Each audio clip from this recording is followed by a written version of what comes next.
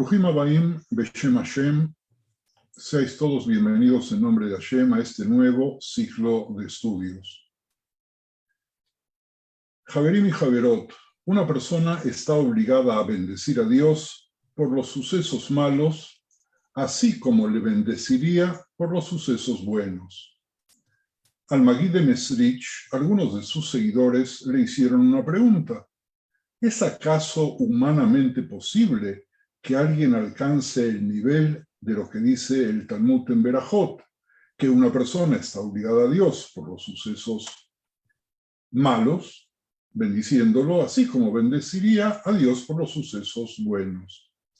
El Magid les dijo que podrían descubrir la respuesta si iban a ver a su alumno, el Rabbi Zusha de Anápoli, y fueron a la casa de estudio y encontraron a Rabbi Zusha. Sus ropas estaban rotas y descoloridas, pero su rostro brillaba con esplendor. Le preguntaron a Rabbi Zusha su pregunta tan difícil: ¿cómo es humanamente posible que alguien alcance el nivel de lo que dice el Talmud en Berajot? Una persona está obligada a bendecir a Dios por los sucesos malos, así como le bendeciría por lo bueno. Rabbi Zusha se asombró de que su maestro, el Magid, los hubiera enviado a averiguar la respuesta a su pregunta a través de él. Rabbi Zusha miró a los dos hermanos y respondió que debían encontrar a alguna persona que realmente sufriera para poder obtener la respuesta a su pregunta. Rabbi Zusha les dijo que él no había experimentado ninguna mala experiencia en toda su vida, así que ¿cómo iba él a saber responderles?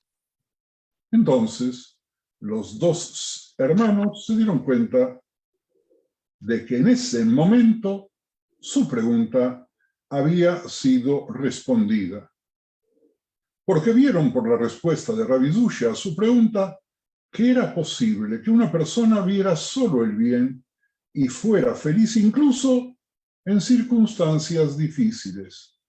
Rabbi Zusha estuvo oprimido toda su vida por la extrema pobreza, pero debido a su fuerte apego a Dios, la fuente de la alegría, él no sentía las aflicciones de su extrema pobreza y solo experimentaba alegría. Queridos Javerim, queridas Javerot, después de mucho cavilar, como ya saben, decidí continuar Shir HaShirim con Kohelet, dejar una Megilá e ingresar a otra Megilá. Conocemos a más de una persona que se enfada cuando le va bien porque no le parece suficiente, tal como se enoja cuando las cosas no le salen nada bien.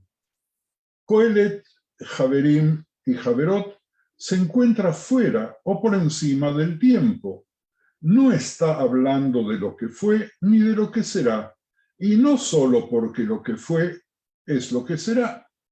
Habla del presente, de lo que hay bajo el cielo, bajo el sol, sobre la tierra, que siempre está en pie. En el mismo presente hay, como le decimos a nuestro corazón cuando nos oye, tiempo para cada objeto, todo organizado en el mínimo detalle, la cosa justa en el momento justo. Quizás el cuento jasídico con el que abrimos nuestra reunión nos explique la razón de estudiar Kohelet.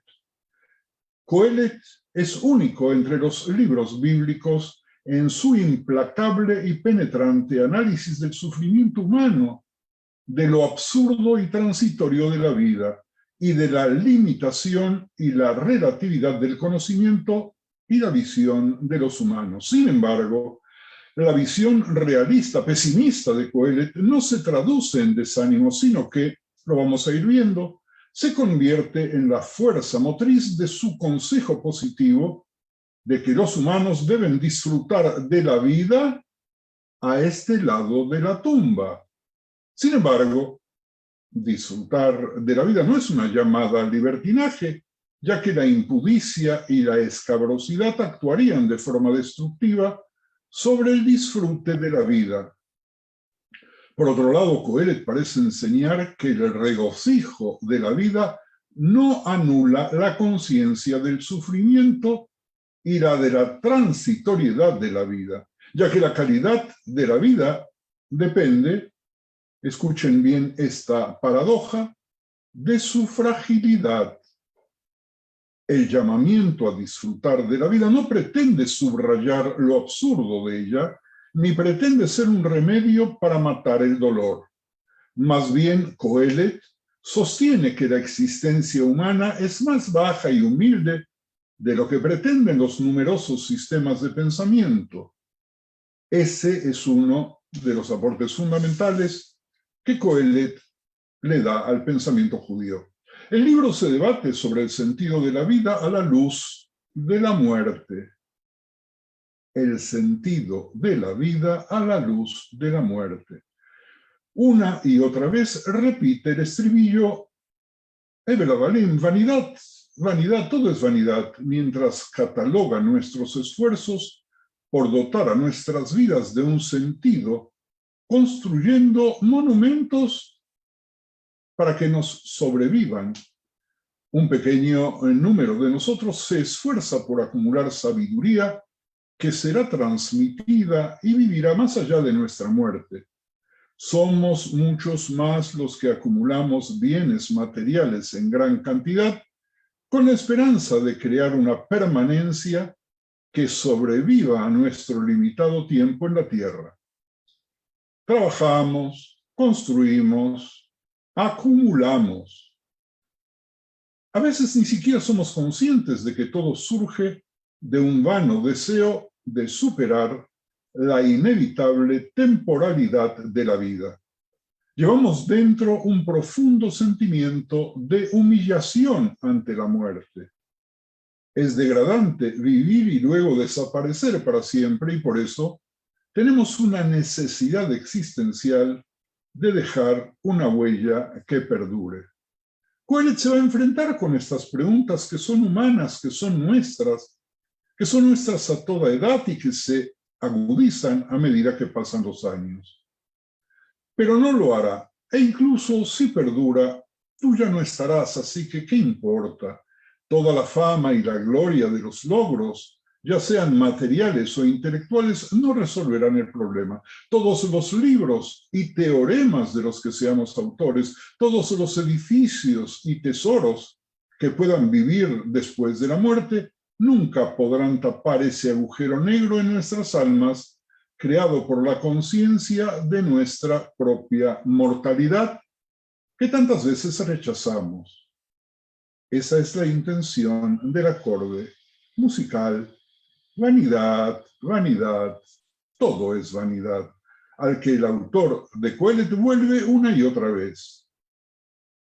Pero el rey Shlomo, a quien se atribuye tradicionalmente el libro, no es uniformemente pesimista.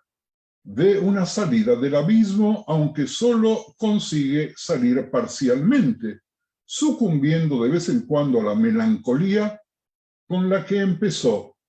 La solución es abrazar la temporalidad de la vida y sin mirar más allá, saborear el momento. Hay que centrarse en el aquí y el ahora. En efecto, no hay permanencia.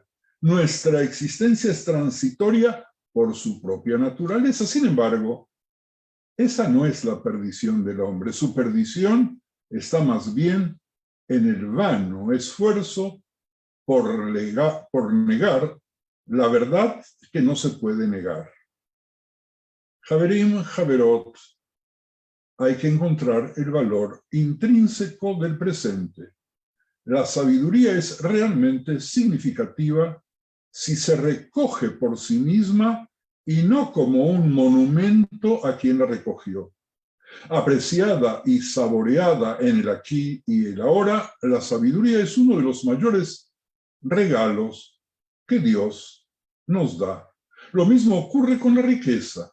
Si entendemos que la riqueza es solo para ser disfrutada hoy, si abandonamos por completo el pensamiento de la riqueza como poder para el mañana, entonces podemos estar en el camino de superar uno de los mayores escollos de la vida. Javerim, Javerot, la Torá está llena de revelación e historia, de mandamientos, mitzvot y consejos, de enseñanzas y direcciones. No hay demasiados libros bíblicos que contengan controversias filosóficas. No son muchos los que nos introducen en las cámaras interiores de las luchas dialécticas con las cuestiones universales más profundas de la vida. Coelet es uno de ellos. Coelet busca comprender el sentido de la vida y vislumbrar a Elohim. Coelet se esfuerza por encontrar las palabras adecuadas para hablar de las paradojas y absurdos de la vida. La filosofía y la teología de Coelet ponen de manifiesto las limitaciones del razonamiento humano. La humanidad no puede conocer a Dios por la sola razón. El conocimiento disponible es limitado, a veces hasta el escepticismo, desesperado. Por eso Coelet escribe con la Torá como antecedente teológico y fuente de su fe. La revelación divina. El camino de dudas de este pensador encuentra descanso en la fe de la Torá. Este es el fundamento de su teología. Esta, la verdad, es el fundamento. Aunque el futuro le sea desconocido, es con la seguridad de la realidad de un Dios, el Dios de Israel, que Coelet instruye al lector y al estudioso para que disfrute de la vida frente a sus paradojas e incertidumbres y finalmente la muerte, con temor a Hashem y obedeciendo sus mandamientos. Coelet debe ser interpretado dentro del imperativo del epílogo, discutido fuertemente al grado de que como que está escrito fuera del contexto, pareciese ser un agregado posterior o escrito por otro autor. Pero cuando avancemos en el estudio, seguramente van a coincidir conmigo que la pluma del autor aparece también en el capítulo 12, Pasuk 13, como aparece en el resto del libro. ¿Y qué dicen el capítulo 12, versículos 13 y 14? El fin de todo el discurso oído es este: teme a Hashem y guarda sus mandamientos, porque esto es el todo del hombre, porque Hashem traerá toda obra a juicio, juntamente con toda cosa encubierta, sea buena o sea mala. Apunten 12, 13 y 14 para revisar luego el texto.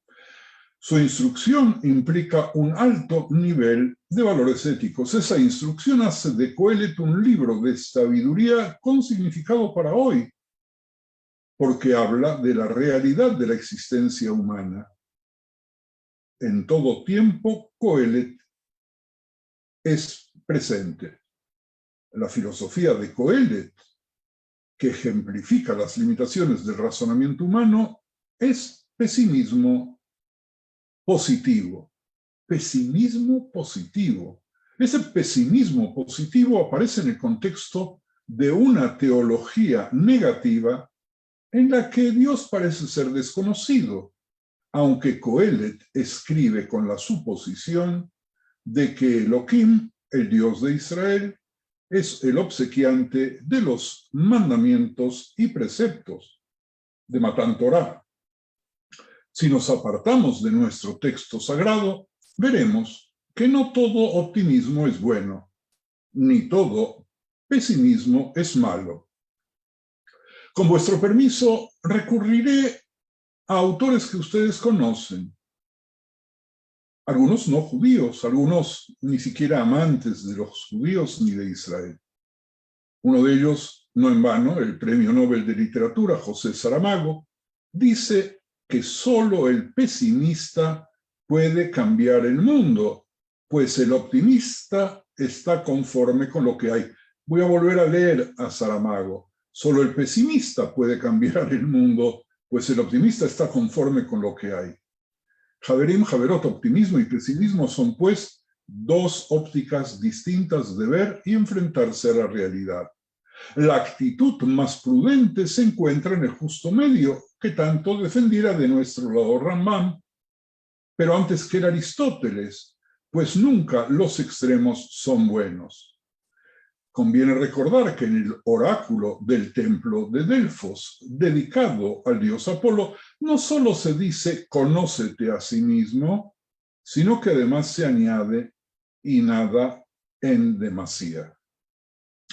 Tanto el exceso de optimismo como el pesimismo excesivo representan una actitud contraria al pensamiento aristotélico. Como ejemplo más representativo del optimismo, vamos a citar un conocido poema del nicaragüense Rubén Darío que se llama Salutación del optimista, del que les leeré solo un fragmento, pero que será suficiente, espero, como ilustración. Dice el Rubén Darío: abominad la boca que predice desgracias eternas, abominad los ojos que ven solo zodíacos funestos, abominad las manos que apedrean las ruinas ilustres, o que la tea empuñan, o la daga suicida. Siéntense sordos ímpetus en las entrañas del mundo. La inminencia de algo fatal hoy conmueve la tierra. Fuertes colosos caen, se desbandan bicéfalas águilas y algo se inicia como vasto social cataclismo sobre la faz del orbe. ¿Quién dirá que las sabias dormidas no despiertan entonces en el tronco del roble gigante bajo el cual se exprimió la ubre de la loba romana?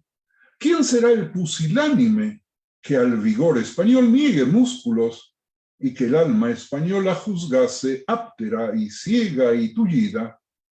No es Babilonia ni Nínive enterrada en olvido y en polvo, ni entre momias y piedras reina que habita el sepulcro la nación generosa, coronada de orgullo inmarchito, que hacia el lado del alba fija las miradas ansiosas, ni la que tras los mares en que yace sepultada la Atlántida, tiene su coro de vástagos altos, robustos y fuertes. Permítanme adivinar que mientras yo leía a Darío, vuestras mentes seguramente estaban recorriendo lo que está sucediendo en estos mismos días en distintos lugares del mundo. Como que él estuviera escribiéndonos para hoy y de alguna forma se identifica, a mi gusto, con lo que dice Coelho. El avance consiste en la disconformidad, entendida pues como instrumento para la mejora y el perfeccionamiento de lo que existe. Por ello, el pesimismo positivo encierra paradójicamente un importante componente de optimismo al servir como estímulo y acicate para la superación y el progreso. Por el contrario, entre los máximos representantes del pesimismo negativo se puede encontrar al poeta lírico griego, activo aproximadamente en el siglo VI antes de la era común, llamado Teognis de Mégara, para el cual el mayor delito de los hombres y de las mujeres se no lo pone así, porque en aquel entonces nadie se preocupaba de esa distinción. El mayor delito de los hombres es el de haber nacido. Schopenhauer, quien considera la vida como sufrimiento, o el más representativo poeta del primer romanticismo español, Espronceda, autor del poema nihilista titulado La desesperación, nos dice: me gusta ver el cielo con negros nubarrones y oír los aquilones horrísonos bramar.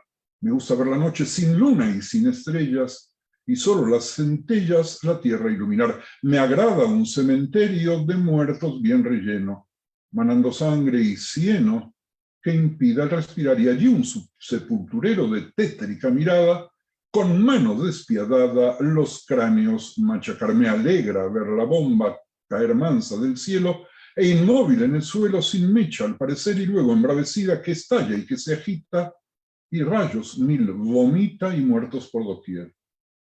Que el trueno me despierte con su ronco estampido y al mundo adormecido le haga estremecer, que rayos cada instante caigan sobre el cincuento, que se hunda el firmamento, me agrada mucho ver. La llama de un incendio que corra devorando y muertos apilando quisiera yo encender, tostarse allí un anciano, volverse todo tea y oír como chirrea. ¡Qué gusto, qué placer! Me gusta una campiña de nieve tapizada, de flores despojadas, sin frutos, sin verdor, ni pájaros que canten, ni sol haya que alumbre, y solo se vislumbre la muerte en derredor. Allá en sombrío monte, solar desmantelado, me place en sumo grado la luna al reflejar moverse las veletas con áspero chirrido igual al alarido que anuncia el expirar. Me gusta que el averno lleven a los mortales, que al averno lleven a los mortales, y allí todos los males les hagan padecer, les abran las entrañas, les rasguen los tendones, rompan los corazones, sin que hayes caso hacer. Insólita avenida que inunda fértil vega, que de cumbre en cumbre llega y arrasa por doquier. Se lleva los ganados y las vides sin pausas y estragos miles causa. ¡Qué gusto! ¡Qué placer! Las voces y las risas, el juego, las botellas en torno de las bellas alegres apurar, y en sus lascivas bocas con voluptuoso halago, un beso a cada trago alegres estampar. Romper después las copas, los platos, las barajas y abiertas las navajas buscando el corazón, oír luego los brindis mezclados con quejidos que lanzan los heridos en llanto y confusión. También, frente a esta lectura, seguramente vuestras mentes pasearon por nuestros alrededores hoy.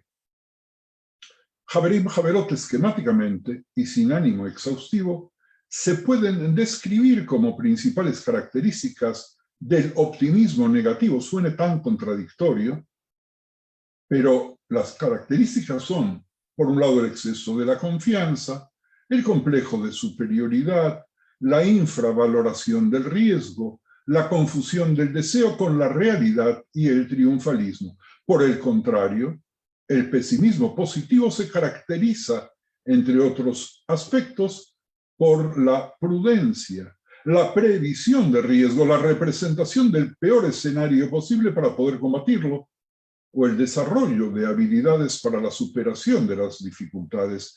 Como corolario de lo anterior, se puede afirmar que cierto grado de pesimismo, sin caer en el derrotismo, es positivo. Espero que ahora hayamos podido ver con claridad el significado de ese pesimismo que puede ser positivo. Kohelet lleva al estudioso a concluir que el camino correcto, la teología de Kohelet, es una parte muy importante del proceso de razonamiento de Israel y de su experiencia religiosa. Contiene una gran cantidad de tensiones y muchas ambigüedades sin resolver, como la vida. Por lo tanto, la filosofía de Kohelet es una muestra de las limitaciones del razonamiento humano. Su pesimismo, que hemos visto positivo, observa los absurdos de la vida, concluyendo que la forma correcta de afrontarlos es temiendo a Hashem, obedeciendo sus mandamientos, una sabiduría, un entendimiento y un conocimiento que provienen de la revelación divina, pero no del razonamiento humano. Kohelet, el teólogo, presenta una teología negativa en la que la muerte aparece como vínculo intertemático. Esa misma muerte a la cual tanto negamos, de la cual nos resulta tan difícil hablar. Entre las Megilot, Kohelet parece estar fuera de lugar en cuanto a sus motivos, temas y características literarias, a diferencia del resto de las Megilot, donde las personas buenas gozan de finales felices y las malas merecen finales malos.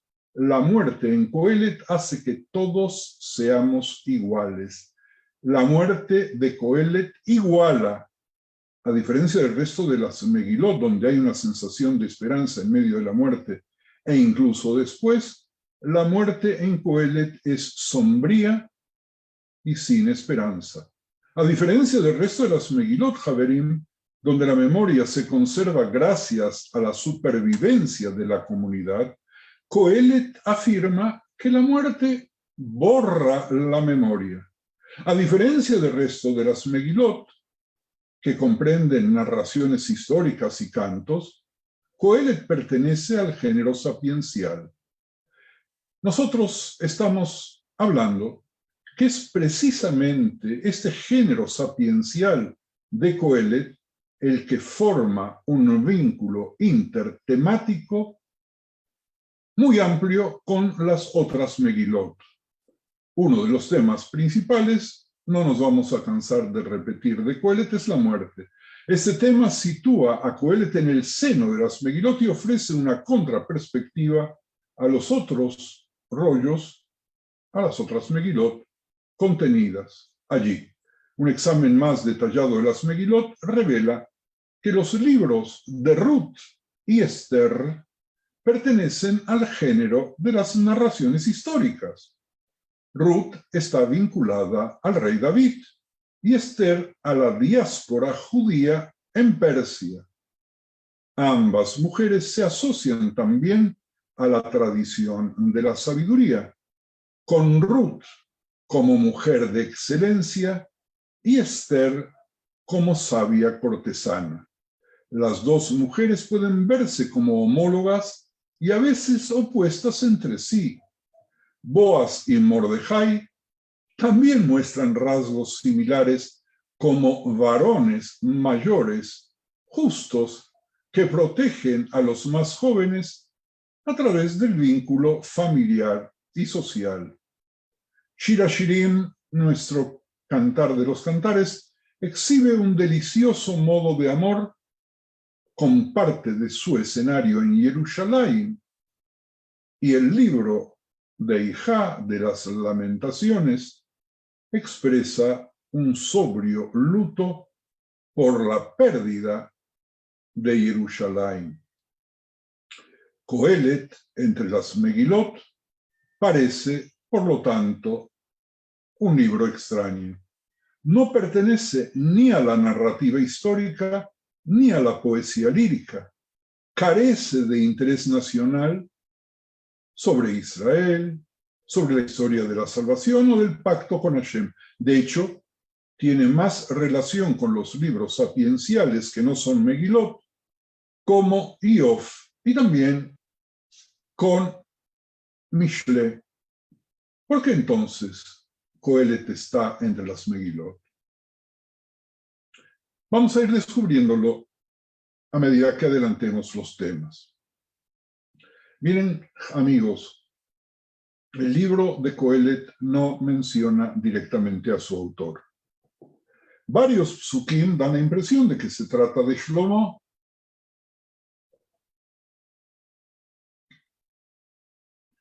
Y esa es la opinión del Talmud y de la tradición que aprendimos desde pequeños. Sin embargo, la evidencia contextual sugiere que otra persona que vivió posiblemente después de la muerte de Shlomo pudo escribir el texto. Algunos dicen que fue varios siglos después. Esto abre todo un abanico de ensayos de estudiosos modernos de la Biblia que quieren hacer una nueva lectura sobre la autoría de los textos a partir de principios que ellos creen que son científicos.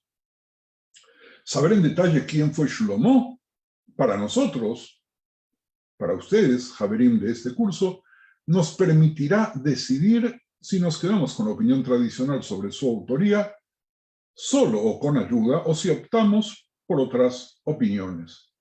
También podremos decidir de esa manera el tiempo en el que Coelet fue escrito. Sobre Shlomo, sobre su historia, sobre su fantástica historia, lamentablemente no se ha estudiado, y tampoco nosotros cometimos un error, porque debimos haber estudiado la biografía detallada de Shlomo antes de la introducción a Shir HaShirim. Pero nunca es tarde. Hoy no vamos a alcanzar, pero vamos a dedicarle a lo mejor afilu más que un shiur para ver lo que dijeron los sabios del Midrash y de la Gemara y los relatos posteriores sobre esa persona llamada Shlomo o llamada Yedidia. Pero nunca es tarde descubrir cosas bonitas. Debo preveniros, queridos Javerim y Javerot, que incursionar en la biografía de Shlomo, que nos llevará más de un encuentro, nos hará ingresar por un lado a la historia tal como la conocemos según el Tanaj, y al mundo de los demonios, los seres sobrenaturales descritos como algo que no es humano y que usualmente resulta malévolo. Quienes han leído mis obras saben perfectamente que ese es un tema que no me gusta, pero que seríamos injustos con el estudio si borramos de pronto toda esa parte de la historia demoníaca sobre Shlomo, porque podríamos, a partir de la historia, ser nosotros los autores de Coelet. O podríamos crear la historia de Shlomo siguiendo Coelet pasuk por pasuk. Coelet no va a poder ser comprendido si no analizamos a Shlomo, y Shlomo no va a poder ser comprendido si no estudiamos Coelet. Esta biografía que veremos se puede deducir haciendo malabarismos del mismo texto de Coelet, y estudiar Coelet nos permitirá confirmar o rechazar todo el juego acerca de nuestro monarca, al que se prestaron varios fragmentos de la Gemara, varios Midrashim y hasta el mismo Zohar. Preparémonos para transitar las biografías reales y fantásticas de Shlomo hasta verlo convertido en un ser que hizo tanto, que es imposible que haya vivido tan poco. Abramos nuestra mente y nuestros corazones para ingresar en la magia del rey sabio, viendo más adelante quién fue.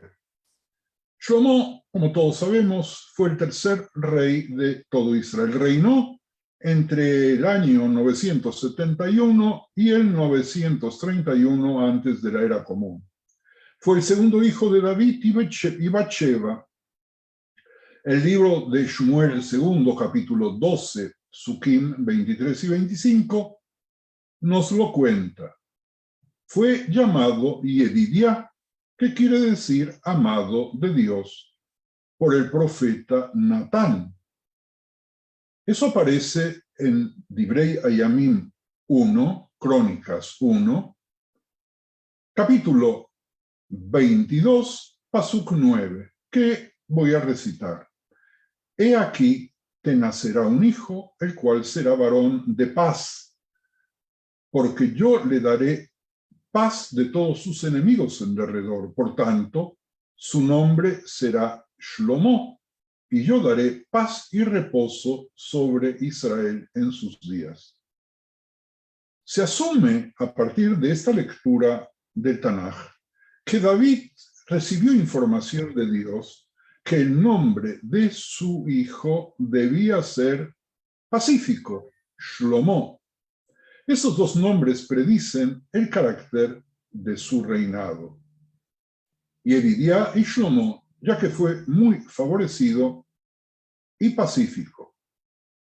Las fuentes de la historia del reinado de Shlomo se encuentran en el segundo libro de Shmuel, capítulos 11 al 20, y las porciones correspondientes del primer libro de Crónicas de Divrei Hayamim, también en el primer libro de Reyes, 1:11, 43, Crónicas, primeras Crónicas, primer Divrei Hayamim, 28, 1, segundo libro de Crónicas de Divrei Hayamim, capítulo 9, pasuk 31.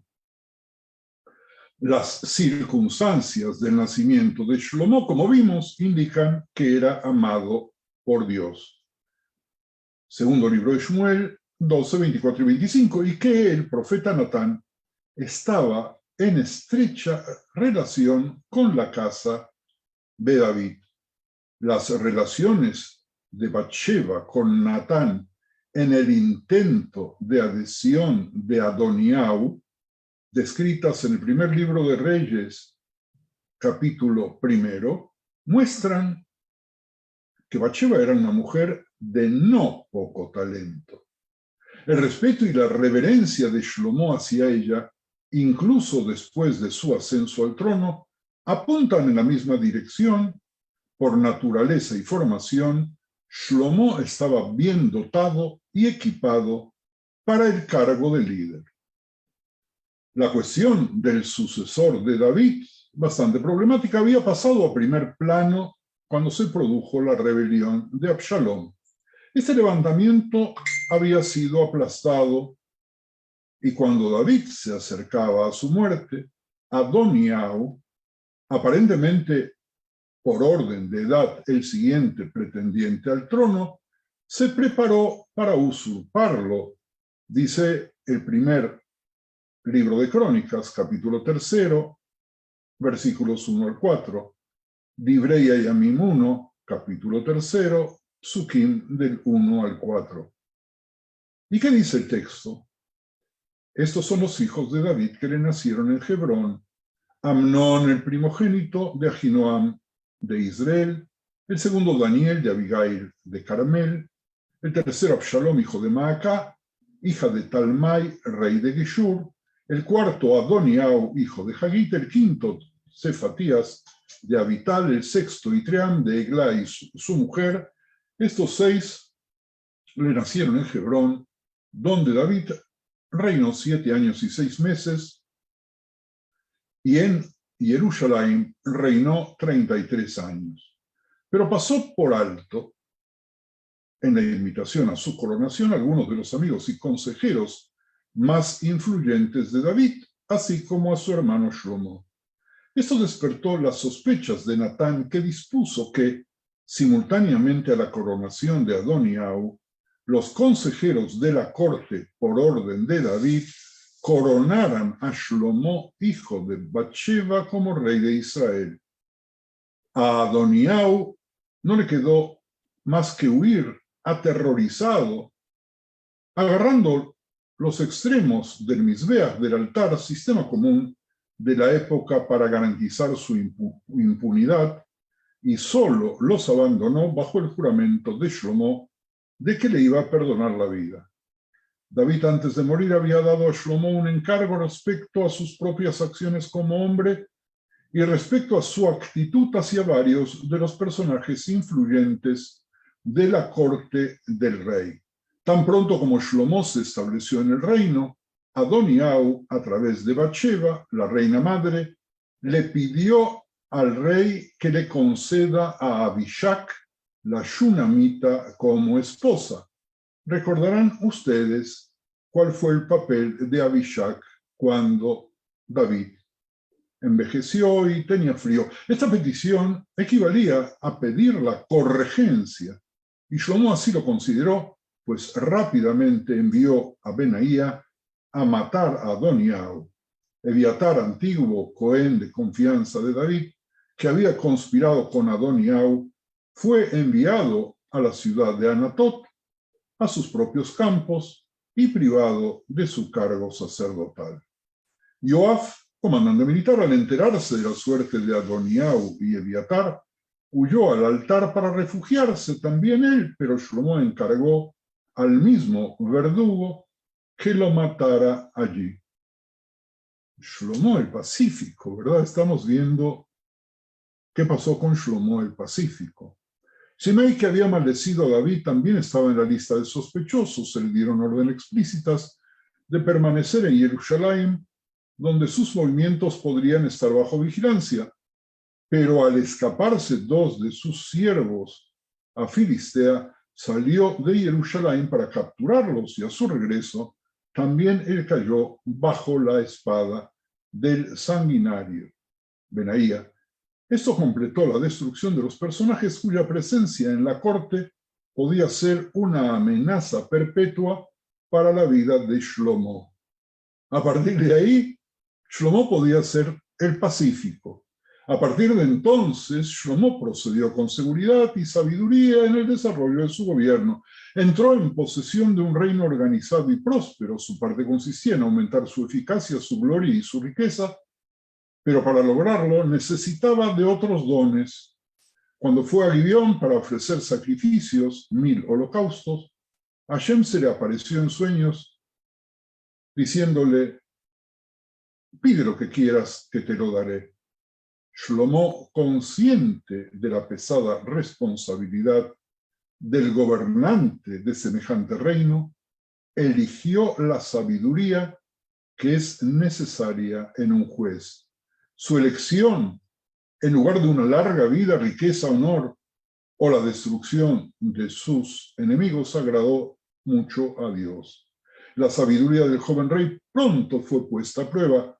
Todos conocemos, y vale la pena repetir, que dos rameras se presentaron ante él, cada una con un hijo, uno vivo y el otro muerto. Su disputa implicaba una decisión sobre la maternidad de los niños, del niño, que había sobrevivido, obviamente. Shlomo, conociendo los tiernos afectos de una madre, ordenó que el niño vivo fuera cortado en mitades con una espada. El problema se resolvió por sí solo, y la perspicacia y la justicia del rey recibieron la debida alabanza en Israel. Shlomo, con su sabiduría, eligió como consejeros a los hombres influyentes de su reino, nos dice el primer libro de Melahim, Reyes, capítulo 4, en los primeros versículos del 1 al 20. Su ejército permanente constaba de 12.000 soldados de caballería, con 4.000 puestos para sus carros. El departamento de comisariado estaba completamente organizado y su corte era de gran magnificencia. La organización del gobierno de Shlomo conllevaba una política definida respecto a sus súbditos no israelitas. Y antes de finalizar, les digo que, siguiendo la costumbre de la época, Shlomo se aseguró una esposa de cada una de las casas reales vecinas, vinculando así a las naciones con él mediante lazos familiares y domésticos. Estas diversas alianzas introdujeron en la corte a una princesa de Mitzrayim, de Egipto, para la que el rey eligió una residencia especial, y a otras de las cortes moabitas, amonitas, edomitas, sidonitas, hititas, que trajeron consigo costumbres y religiones ajenas, pero aparte de eso, una especie de garantía de paz. Una corte de elementos tan mezclados implicaba también ciertos requisitos que suponían una carga para el tesoro real, como casas para estos extranjeros y la instalación de lugares para sus observancias religiosas. Javerín, Javerot, esta es la introducción a un libro que, a mi gusto, y ustedes espero que coincidan conmigo, es sumamente apasionante, es sumamente actual, es sumamente bello, y que nosotros intentaremos recorrer semana tras semana. Hasta aquí, por mi parte. Si alguno de vosotros quiere hacer algún comentario. Bueno,